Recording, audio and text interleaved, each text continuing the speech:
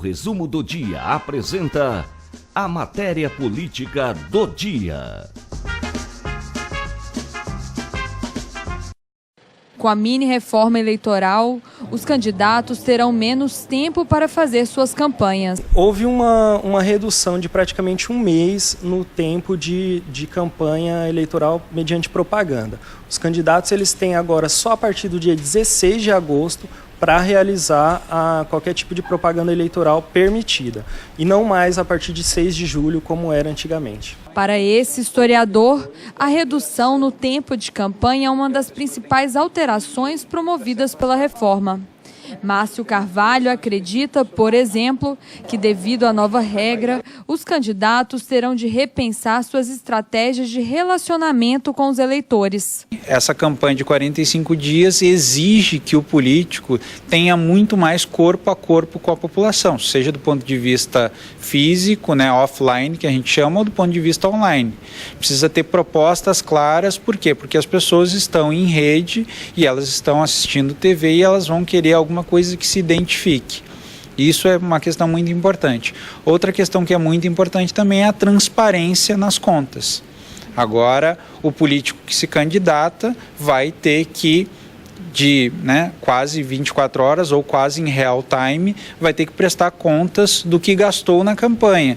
Então, não pode dizer que gastou recursos com 10 cabos eleitorais, chegar no centro da cidade e ter 100. A mini-reforma aprovada no Congresso também altera o período da campanha eleitoral gratuita veiculada no rádio e na TV, que passa de 45 para 35 dias.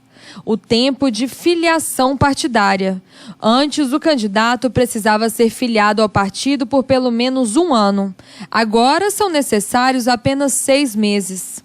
Com relação às doações privadas, o seu recebimento deve ser publicado em até 72 horas, além de a lei restringir as doações feitas pelas empresas. Empresas não podem doar, só pessoas físicas, e, é óbvio, tem toda uma regra que o Supremo vai ter que, o Tribunal Superior Eleitoral vai ter que definir, que é de como arrecadar, como prestar contas disso.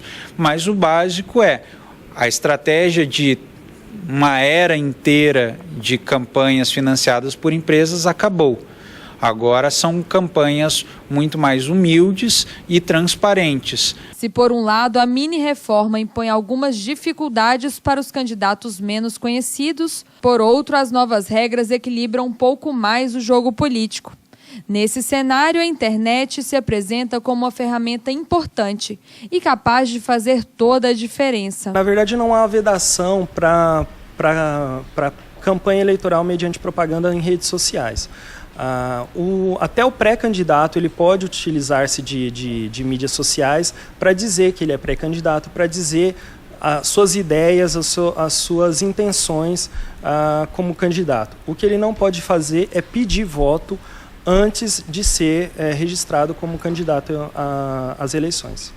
Um dado da Ibope Inteligência e do Data Popular: 56% dos brasileiros vão decidir o seu voto a partir das redes sociais. A influência das redes sociais na tomada do voto. Por quê? Porque as redes sociais não são só para as eleições, ela é um permanente, você vai ter sempre contato com a pessoa, com o teu candidato ou com quem não é candidato. A pessoa vai ter que estar ali, vai ser uma vitrine para ela. E isso é muito importante para a política, até para saber como se identificar com as pessoas.